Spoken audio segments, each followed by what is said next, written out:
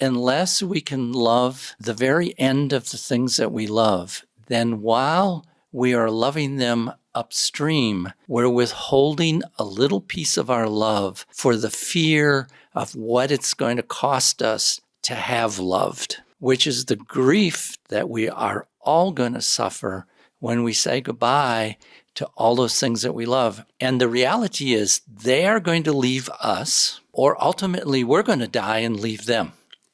Welcome, everybody, to another exciting episode of Enduring Grief, Healing Practices, and True Stories of Living After Loss. We are glad to be here. And, like you've heard me mention in other episodes, the video component is new. Maybe not yet totally exciting for me, but we're getting there. And now you get to see what the three of us look like together. That must be weird. It's weird for us. Had a fantasy right? What we looked like. Sometimes I'll have clients who talk about a family member for a really long time, and then, curiosity gets the best of me, and I'm like, I got to see a picture because it's funny what we come up with in our minds. Yeah. So, Marlis, thank you for being here. We love having this time together. I'm honored to be Dean, here. Thanks for being here. It's my pleasure. We all feel weird about the camera. Agreed? Agreed. Okay. Doesn't really bother me. Here we are. Doesn't bother you. Here we are at our dining room table. Yeah. Normally we don't record here at this spot. Normally we record in the study. In the study, the cozy study. But we thought you guys might enjoy this view. Yeah. So here we are. And today we're going to talk about finding refuge. And sometimes Dean comes to help me teach at the social work class that I teach at Portland State. And one of the times, just in a little bit of a break, he was telling me about a workshop, a retreat that Marlis and Dean had done in the days prior to his helping me. And you shared something about finding refuge. And I know we said we should talk about that on the podcast. Yeah. So tell us. Yeah, go ahead, Marlis. See, now when you want to interrupt, we all know. What were you going to say? Well, to me, I just even finding refuge, and the word refuge to me just is like a gut heart punch because, grief is so devastating that it feels like how can I be okay with the intensity of these emotions that I'm having? And I may never have had such intense grief before. And so it's, how do I survive?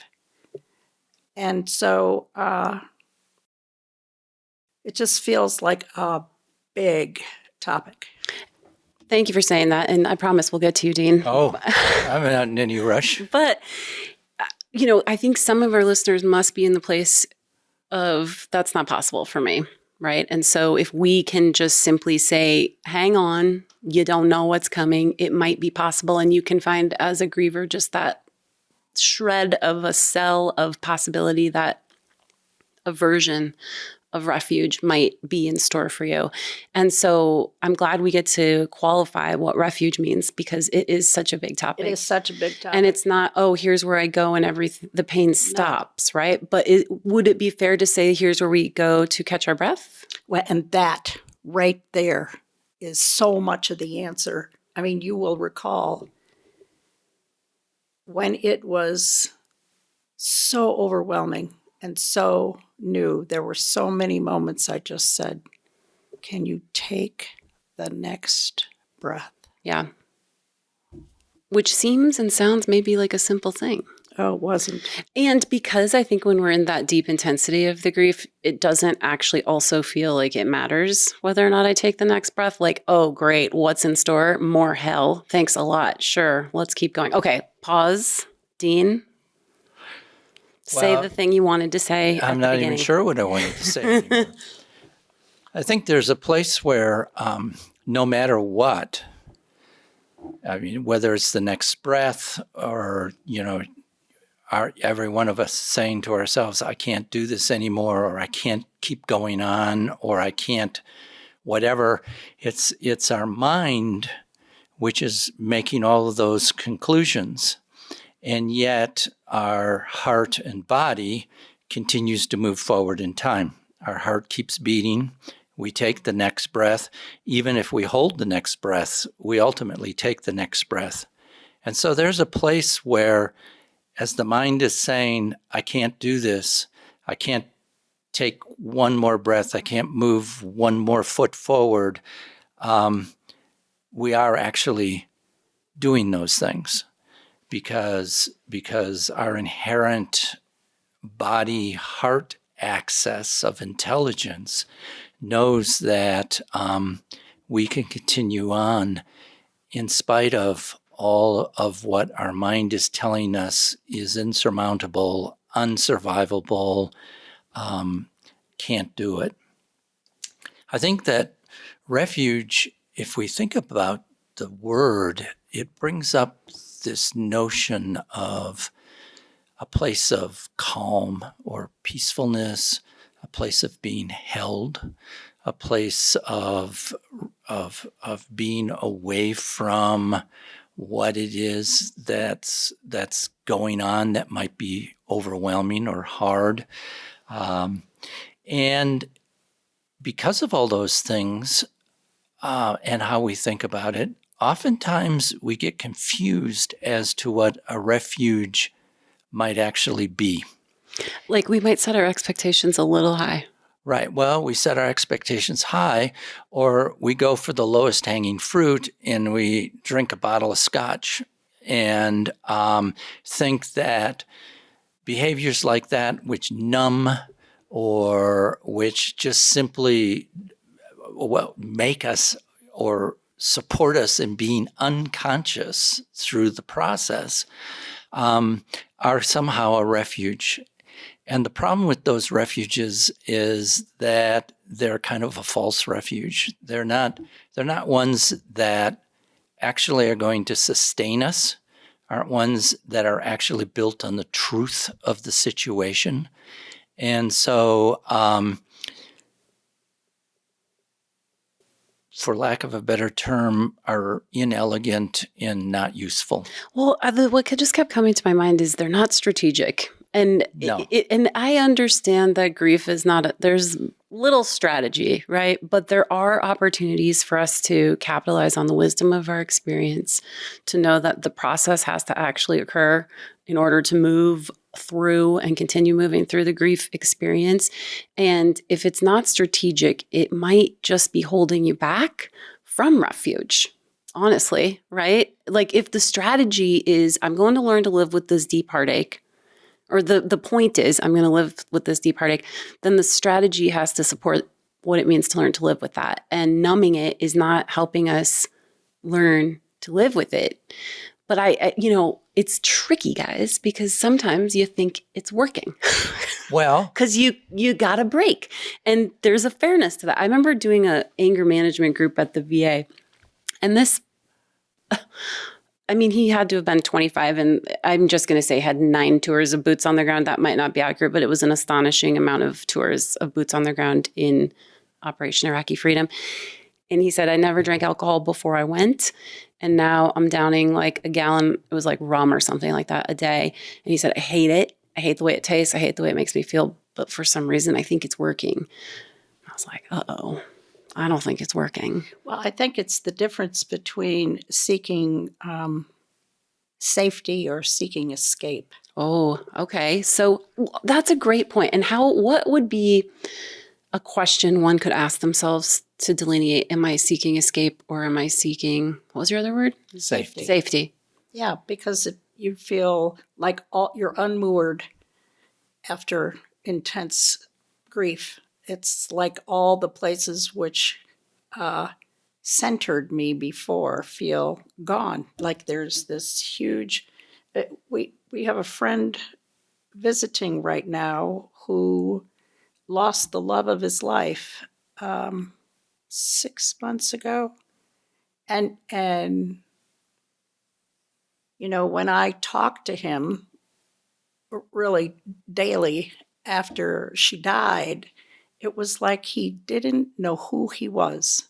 Yeah. And, now he's at the point of beginning to ask, well, who am I now that I have this huge loss in my life? And the way I think about it is who you were before this loss dies and who you are after the loss is what this process is about discovering. How do you become like this new life after this loss? Because you feel like so much of how you were defined was a part of this relationship. Yeah, absolutely. And it's not easy to redefine yourself and figure out where you belong. But I do think that finding a place where it is a replenishment of safety and refuge is part of that puzzle, a really important part. Because if you can't catch your breath, it's really hard to figure out what your next version is going to represent or be like, right? And so grief just knocks the wind out of you. And in one of my other interviews, we were talking about secondary losses, because that doesn't even account for all the other things you're losing in the process, including self. Who the hell am I? But in order, I think, to actually figure that out, you have to be in refuge sometimes. You do. And I have to confess that, I have been known to have a few drinks in order to seek just a little break from whatever the intensity of life is bringing me. Yeah. Yeah, and there's a place where the usual strategies of trying to find refuge or trying to find a way to settle our mind, which is going through all of the machinations about what's not the same, what have I lost, what are the dreams I'm giving up, what's the future I had imagined and is no longer going to happen, what are all of that belongs to a particular personality or ego or the who I am and the stories that I've crafted to define who I am in the past. And so there's a place where if we want to find some true refuge, it means that we have to go back to we have to answer the question, who am I truly? And I have to answer the question of what is the truth of my life as a human being? What are the things that I know are actually fundamentally true about this journey that's the human journey? Okay. I like that. A deep reflection. Who am I really? What is the thing I am going to carry forward into this next version of myself? Exactly. And for me, I'm sorry. Go ahead. What are your highest values? Highest values. And maybe that's, third time you look at the reflection pool to figure out what things you're going to carry forward. But I know in the beginning, I was really scared of losing my sense of humor. Like that was something that I thought, I can't let it go forever. No, I don't think things are funny. No, I don't feel funny, but I know that I want that back. Like that, it is such a part of who I am. Yeah. That, I don't know if that's too basic for what you're talking about, but just that's what we mean is like, what's a virtue of yours, a piece of who you are that, yes, it will be transformed and it shifts and looks different, but you want to make sure it shows up in this next chapter. I think you have named the source of refuge that ultimately is the answer, and that's to find the soothing inside yourself and to develop the tools and skills where you can find a way of going back to finding humor. And, maybe you can't even think or talk about the person you've lost, but get back to the place where you can talk about him or her. And to find that refuge inside yourself, there's so many more skills now of neural regulation. How is it that you can find breath work, yoga, getting out of just pure intense emotions and into your body and into your breath, and meditation practices where you learn how to calm your thinking down and slow it down. Well, I refuse to learn that because I just simply don't want to. I like my speed. No, I'm teasing. And that can sound really complicated to people, what you just said, okay. Right? That's high level. Just listen to music. Listen to music. Or I'll never forget my first Mother's Day. I was deep down, dark, dirty down. And I called a friend who is also a bereaved mom, years ahead of me. And she said, Sarah, right now, I just want you to set the phone down. I'm going to stay on. Set the phone down. Take your shoes off. Take your socks off. Put your feet in the grass. Stay there and just think about how the grass feels on your feet. Yes. And then pick up the phone when you're ready. And I'm just going to be here waiting. But just right now, stop what you're doing and do this instead. And guess what? There was refuge. There was no alcohol involved. I didn't spend any money while I was doing there. I didn't have to download an app or tune into something or hop on a Zoom or call a therapist. I did call a friend. But let us be your friend, right? We are the person on the other line right now telling you something like take your shoes and socks off and shift your thinking to this moment. This precious moment, and what can help bring you back. And I also just want to say, like, in general, whether you're a griever or a supporter or neither, learn to self-soothe. Right. Do us all a big favor. Right. And learn how to do it. Because we all know the people who can't do it. And you don't need to even go outside and put your feet in the grass, although it's perfect. I love that story. But it's available. But you can sit in the chair and feel your feet on the ground and butterfly your knees and simply take some deep breaths and find yourself in your body in this moment. Centered. Which is part of the basic truth. I mean, that is one of the basic truths that I think it's really important to understand as we go on this human journey, and that is that life only occurs in this very moment, that our mind is what's projecting ourselves into the future, our mind is what is taking us to the past, our mind is what is fabricating a lot of the suffering and resistance that we're having to how things are. This person is no longer a part of my life. However that might have happened, through death, through an argument, through they moved to a different city, through divorce, there's a million ways we grieve the loss of a relationship with another human being, or our loss of relationship with a number of other, our skills, our career, yes. our youngness versus our getting older. There is certainly enough opportunity for grieving in all of our lives. So one truth is around really learning to move into the present moment, because oftentimes what I have found is that in the present moment, even in the face of big things going on around, if I can bring myself there and be out of my head, I can find that really it's fairly peaceful right here. I'm breathing. Oftentimes this happens to me at 3 a.m.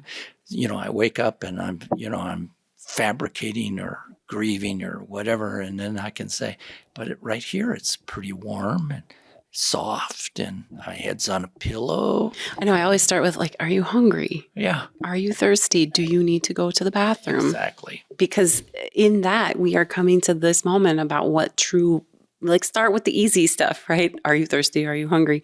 Although last night, my daughter, I was crabby and she said, Mom, maybe you're hungry. I thought that was cute. Hungry. But, we can start with the low hanging fruit. And I feel like we've skipped around a tiny bit. So I want to like go back to the strategy of finding refuge, because I think that what we're saying is like, take a beat. And you can do that over the course of a whole day or just a few moments, right? To come here. And there's ways to do that cost no money and require no props. I used to do this thing where I would slide my hands across my thighs and do it as humanly possibly as slow as I could possibly do it. And by trying to go so slow, guess what I was thinking about? Going slow versus the other stuff.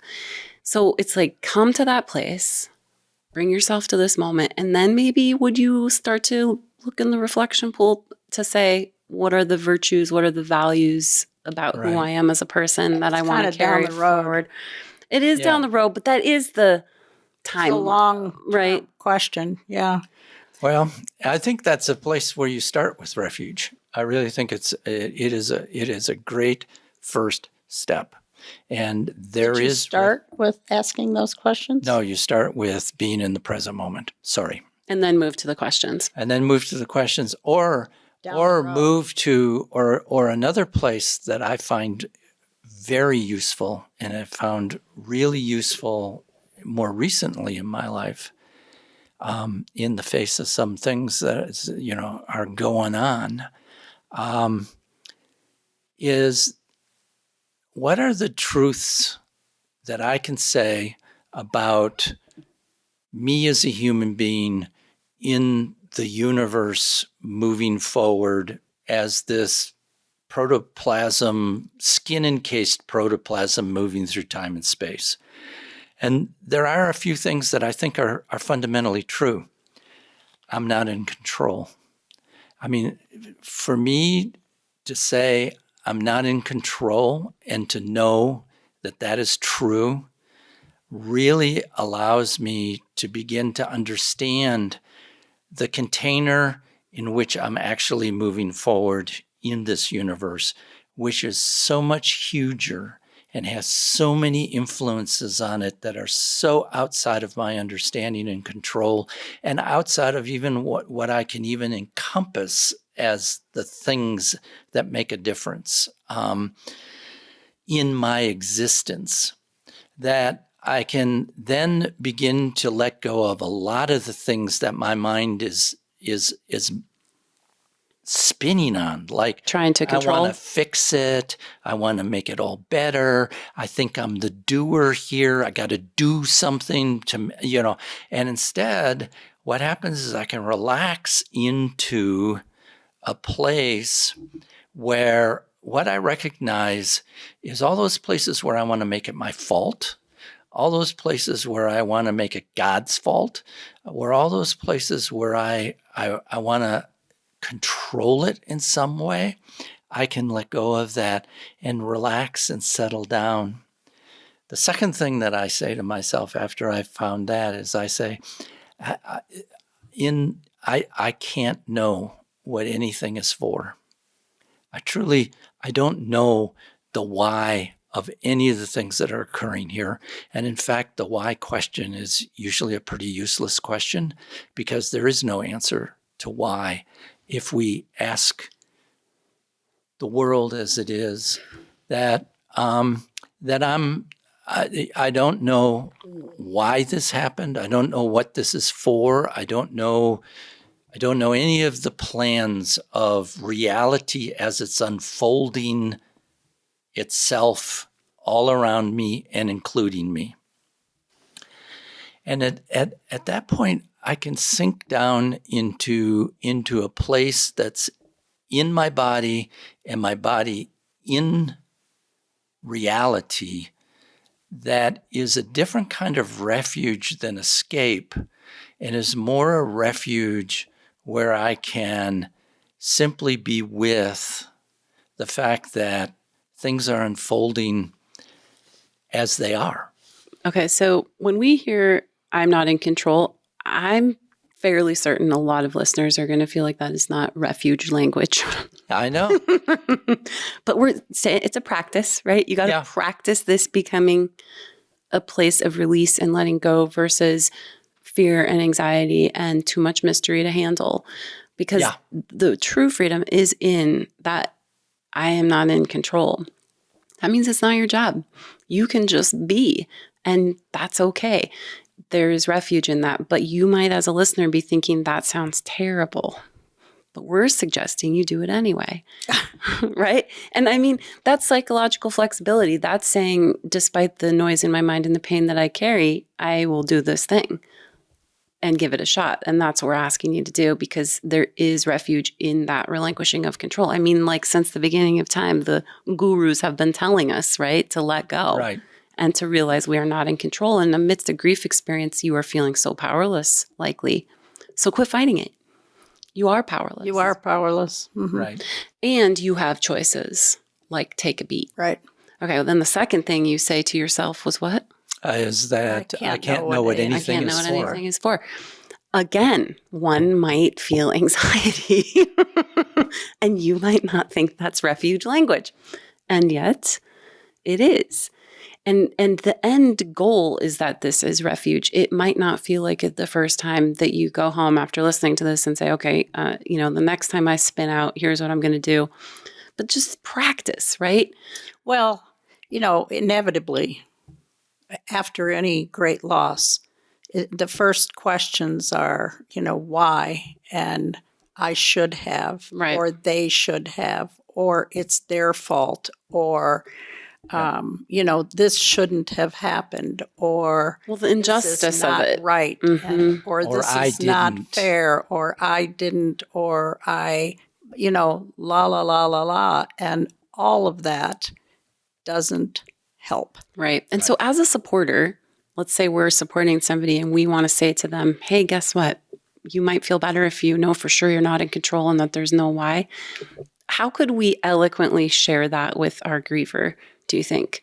Like in your moments of angst, how could somebody say that to you in a way that would feel supportive? For me, it's that to find peace in the world, you have to accept what is, and railing against what is creates the most suffering you can have. And basically acknowledging that you can't control what is acknowledging you're not in control. And so maybe we might say to our griever, this is such a powerless experience. Yes, it is. I would just acknowledge their feelings, period. Yeah. And it's all I'm going to do is listen, be present, mirror, and my mirroring often is if I can see that there's this desperation of I'm not sure I can survive, I'll suggest take the next breath, and then my next comment is, you are doing this. Not only can you do this, you are doing it, but you are doing this. Which you made are me surviving. so mad. Yeah. So many times. You really got me going with that one. And mostly because you were right. Right. And the resistance I had was, I don't want to be doing this. No, you don't. And so I will tell people that Marlis would say that to me, but you are doing it, and how upset I would feel because she was right. I was taking the next breath, taking the next step, taking care of my kid, blah, blah, blah, the things.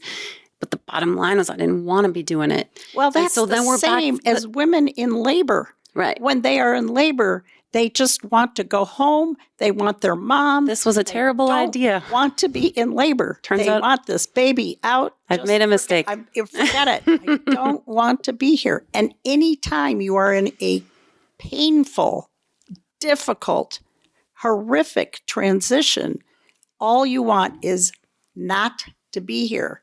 And I can't do it. And really, if you can be in their presence and look in their face, in their eyes, and say, you are doing this. And you feel powerless. Well, and it hurts. And it hurts. And it's hard, and it's powerless, and it's scary, and it's all these emotions that you're having. And when, I can't, you are. Yeah. It's tricky. It's a practice. Oh, it is. It's hard to hear that sometimes. Well, that's why you have podcasts. Right, because we're here to tell you that now it doesn't feel so hard to hear that, because now I know you're right, and no, I don't have to want to do it in order to be doing it. No. I can we're back to the dualistic vision here, right? Non-dualistic, because I don't want to be here, and that can be true, and I'm here doing it. Correct. Also true. Yeah.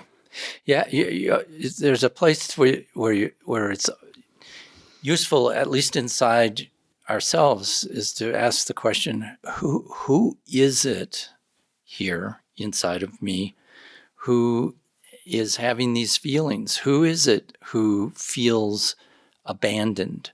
Who is it who feels completely, in the midst of dying? And that structure is doomed because that in the face of all of these huge changes that any of us go through in our lives, we die to the structure, the familiar way, the kind of narrow place we've been living for some period of time.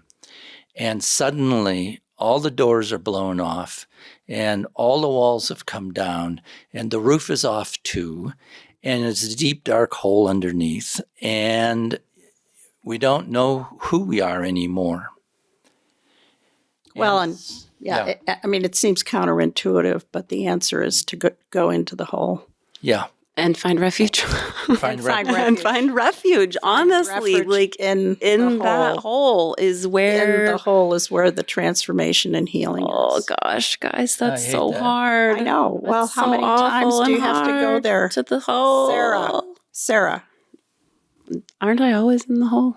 No. No, I'm not always. I feel like I always am in the hole. Many I have seen times. I live in the hole. My address is the hole. Sarah. Ben Target, the hole. Nice. You want to find me? Dig a hole. I'll be there. But where's the healing happened? Over and over in different holes, I guess. Like, I got a lot of holes, and in each hole, so far, I've been able to learn to live with what that hole means in my life. And it's just dawning on me this, what's the word I'm looking for? That, yes, it's the hole where you find refuge, but also like it's left a hole. Right. Yes. Like the grief is where the hole is, but that's also the hole that the person or the event or whatever left behind. But there's both holes. Oh, we're with the gynecologist, both holes. Stop it. Sorry, bad joke. Okay. I digress. Stop all this theoretical words. Okay. And just say, take a walk in nature.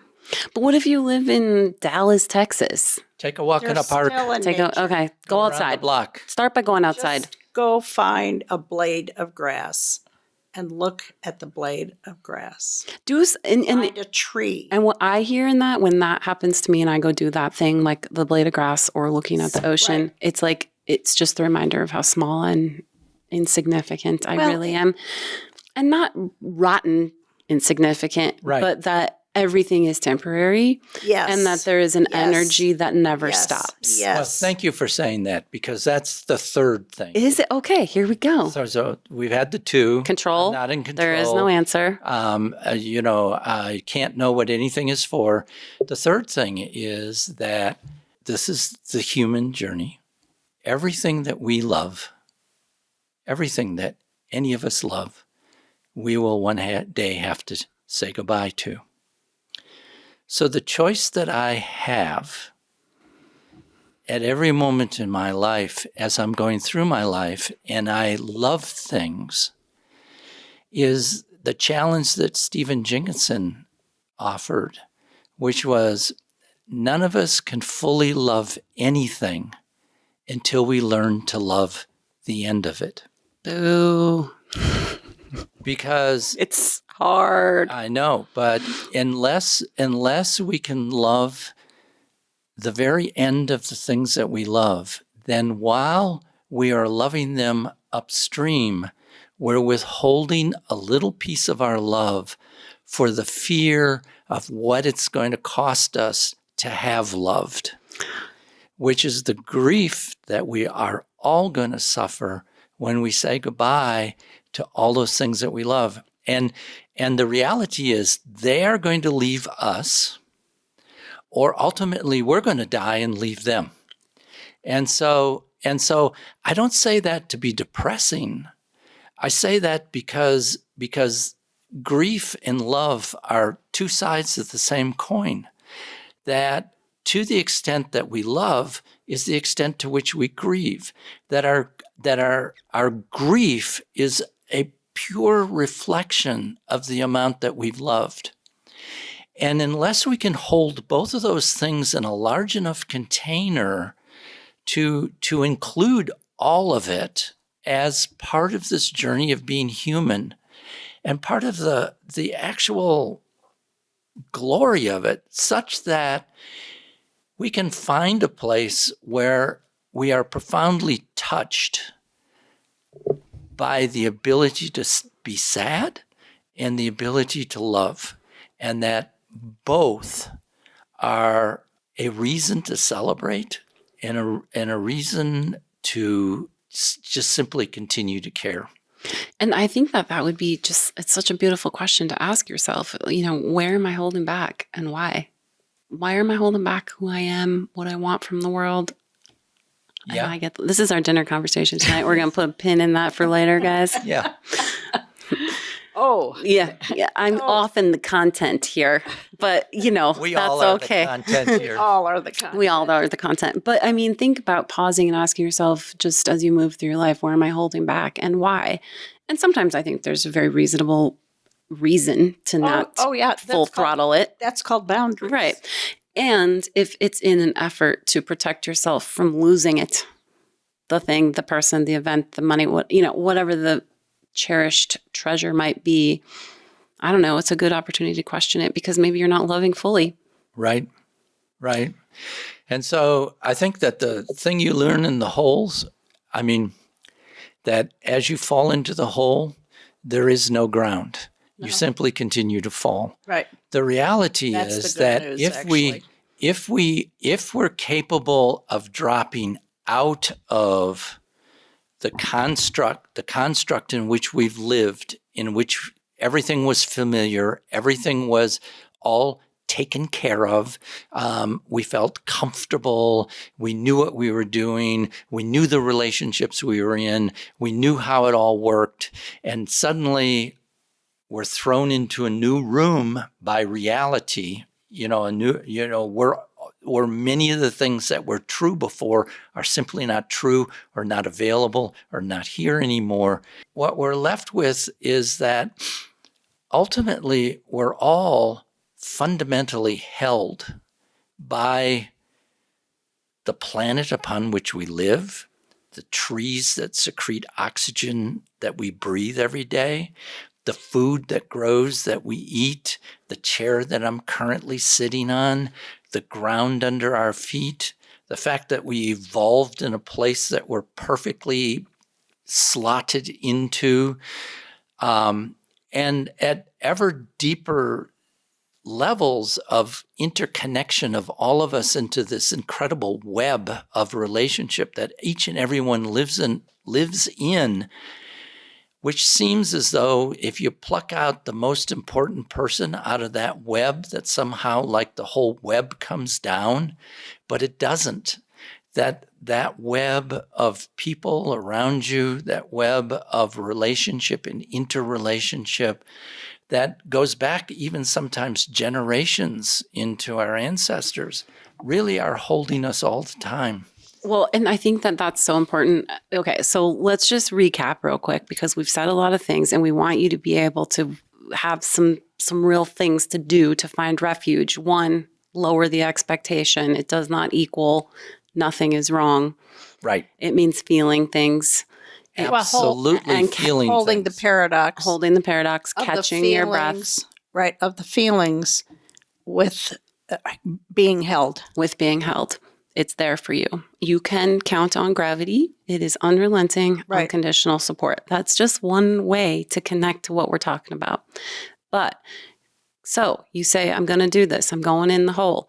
You can ask yourself, what about me gets to come forward? What about me will I carry into the new version? This redefined version, my sense of humor, the way I care for the people I love, how I look at the world, whatever. Then you can say to yourself, I'm not in control. There is no ultimate answer as to why. Mm-hmm. And everything is changing all the time, and everything comes and everything goes. And when we think about nature, we can see that so clearly. I remember standing at the ocean, and maybe not everybody can get to the ocean, but perpetual motion, right? It never stops. That energy is constant. That allows me to feel small and reminds me that this is all temporary. Whatever's on the other side, that's up to you, but it is temporary. And whether that's this deep, dark anxiety emotion, it is temporary. Or whether it is sitting at the ocean and enjoying a moment of bliss, also temporary. Also, so is the numbing. Remember that the numbing is also temporary. It's just a quick fix. It's not a strategy. Okay, then what do we do? Have I summarized okay so far? It's perfect. Okay. So then what do we do when that type of stillness that one might create in their mind is terrifying?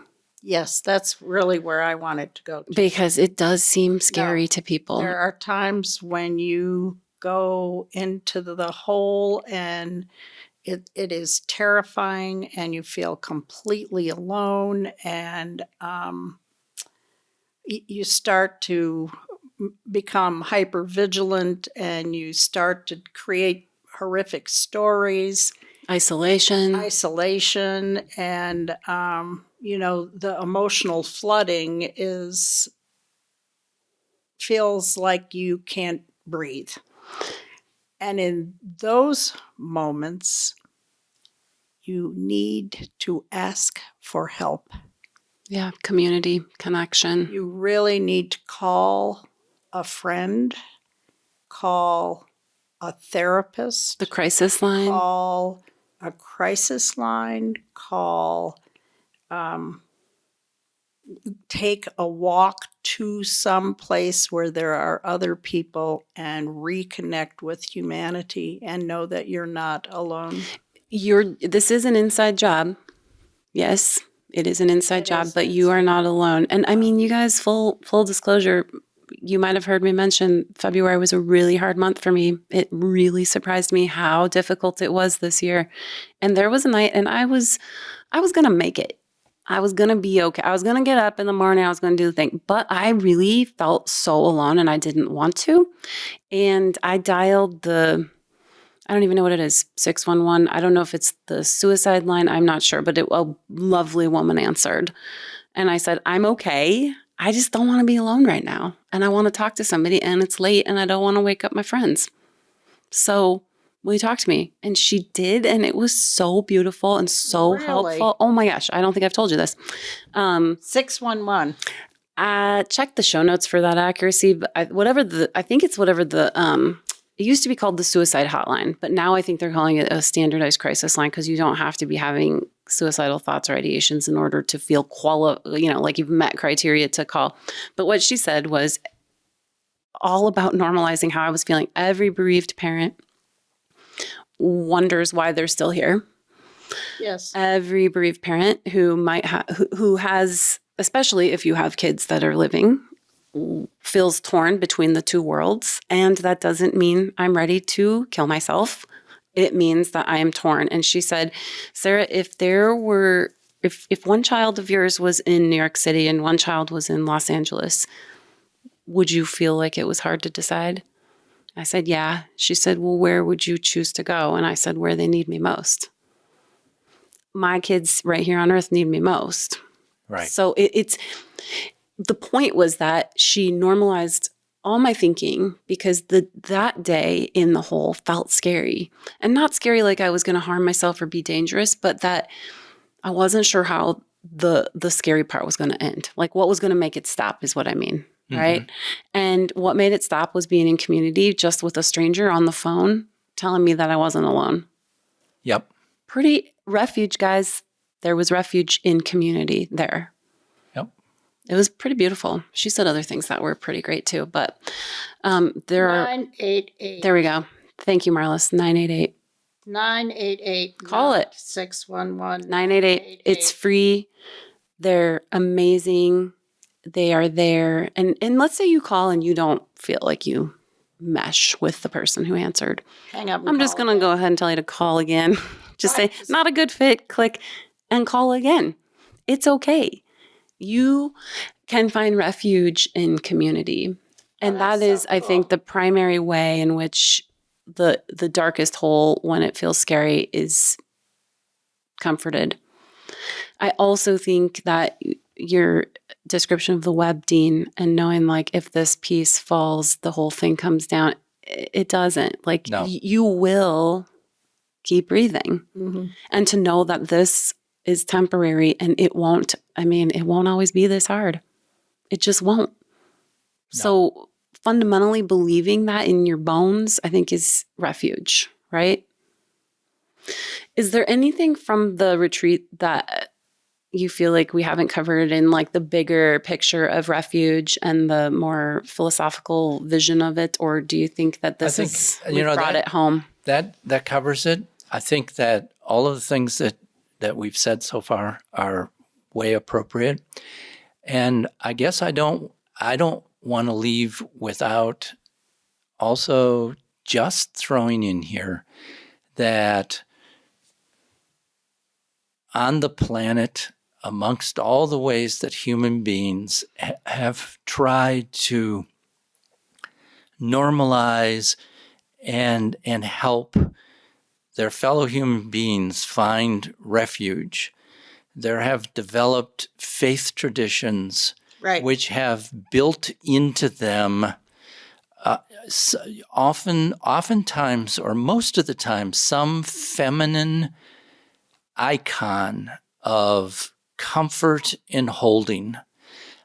Mother Mary, Shekhinah for the Jew, Guadalupe, Mother Nature, Kuan Yin. There are all of those Lakshmi.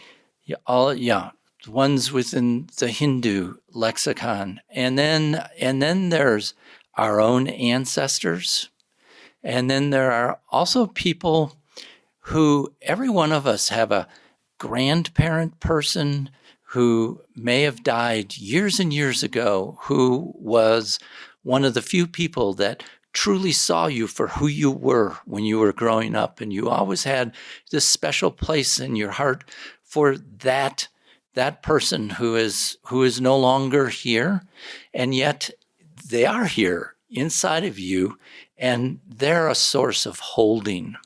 So I just want to say that in addition to all of the, people to go to places, to walk in nature, to call this phone number, to see a therapist, all way good, and I'm all about it. But I also don't want people to close their minds to the potential holding and refuge that can be found deeper than our own particular ego structure that we can fall into. And all of those icons hold a way larger container for us than the small one that we've been generally living in. Love that. I call that the healing circle in my land. And I have a nurturer, a protector, and what I call wise one. I didn't make this up. It's a modality, ego state work, right? And I know that my protector in moments of terror would say, don't worry, Sarah, we're all set. We're the strongest badass bitches in town, and we got nothing on, these people got nothing on, we're good. And I'm comforted by that. And I can script it because I have an icon to put that through her voice. It's Joan of Arc. And yes. And she's so strong and not scared, But guess what? It's still me. Right.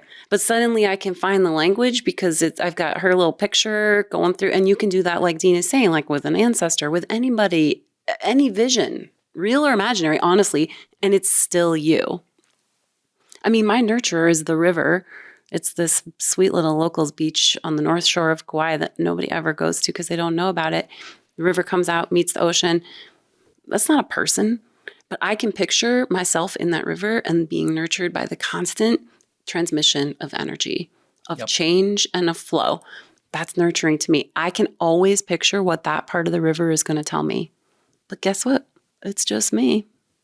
It's only me talking to me. I think we're back to ultimately the healing and source of soothing is inside of yourself. What a perfect place to pause. Yes. Okay. Does that feel good? Is there something left unsaid, do you think? The only thing I wanted to say was that you can create daily practices that I start every day with a soothing prayer of gratitude and reminding myself that, the soul inside of me. I mean, this is actually, I'm repeating a translation of the prayer, the soul inside of me, she is pure. And setting an intention for the day and awareness of the connection that I already have in my world and the support that's available to me whenever I need it. Yeah. Should you be brave enough to ask for it? I know. Maybe that's the right place to pause. Yes. We're all doing our work here, folks. We are all doing our work. Yeah. It's hard. No, there is no path that goes all the way. No. Just keep taking the next breath. And listen to the next episode. Yes. Can't wait. See you soon.